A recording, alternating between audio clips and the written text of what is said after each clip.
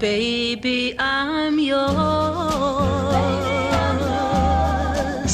and I'll be yours until the stars fall from the sky.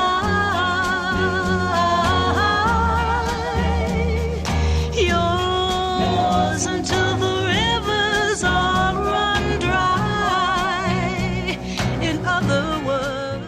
Hey y'all, it's me, that black guy with a drone, coming to you with another vintage filter test. Vintage because I got the filter off of a vintage lens. I'm holding a blue Hoya filter, which I am going to place on a Yashica Yashinat 50mm f1.9 lens using the black and white setting on my Sony a6500.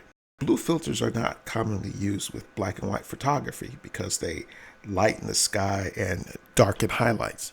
I'm going to experiment with this filter as opposed to shooting in color and then converting the image to black and white in DaVinci Resolve. The good thing about a blue filter is that it gives the black and white footage a real distinct look, where the blues are lightened and the reds and greens are black.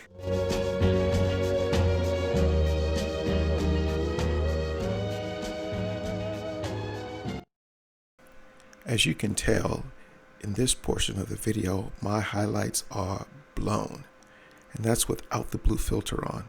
But now I'm going to put the blue filter on, leaving everything else the same, and you're going to be able to see how it affects the video.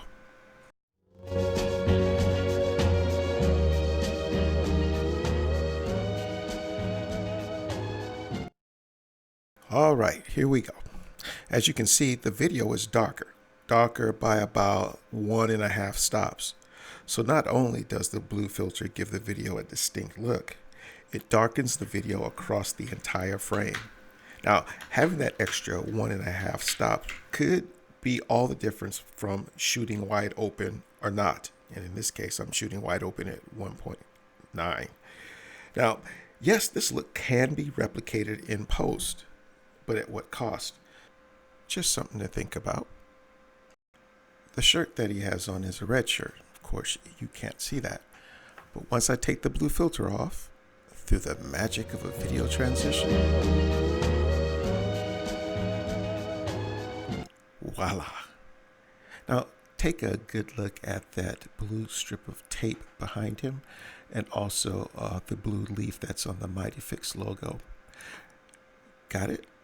Now watch what happens when I put the blue filter back on. There we are, back to black and white. Let me bring myself into focus here. Look at the blue stripe behind me. Yeah, it's gone black. Now look at the leaf. Although it's not in focus, you can make out that it has not gone black like the blue stripe. Now that's most likely because there's more light directly on the white bag than it is behind me. But nevertheless, blue filters tend to darken most colors and reduce contrast across an image. That's why blue filters aren't used too often in black and white photography.